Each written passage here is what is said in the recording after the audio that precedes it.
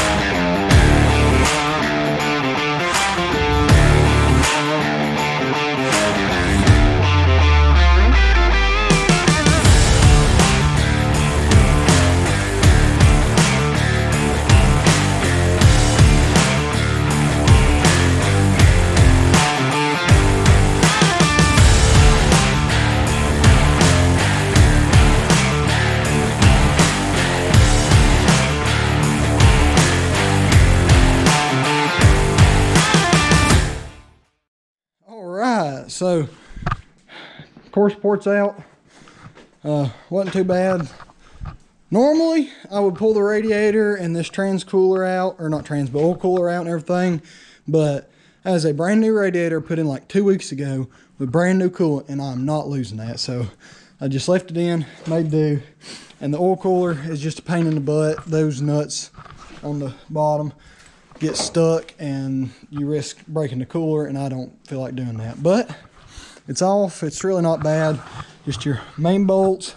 You got a bolt down here you get from the outside, bolt in here, a bolt on top, and then all your accessories and everything. But it's off, and start putting everything on here and start putting it back together. Come along pretty good so far, if I do say so myself. All right, it's been a couple days later.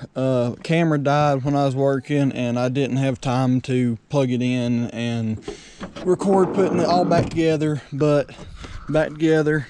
Got the whole set clocked down with the pin, the clocking pin that's back in it, because I left it out and it pushed it back and melted it against the exhaust. But I got all that fixed, and this is temporary, but right now it's got an elbow here, another elbow underneath where I had to cut the fender liner out, and then a 2 to 3 inch PVC adapter going into the intercooler.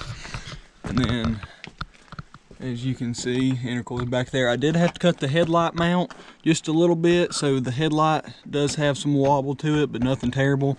And the park lights, I had to go with the factory park lights again, because I didn't really want to cut my expensive ones yet without having a for sure plan of how to make them work. So back with factory park lights, but they do both work. I had to drill a hole in the side. I may take some out and take some pictures to put in after this video. Don't know if I will or not.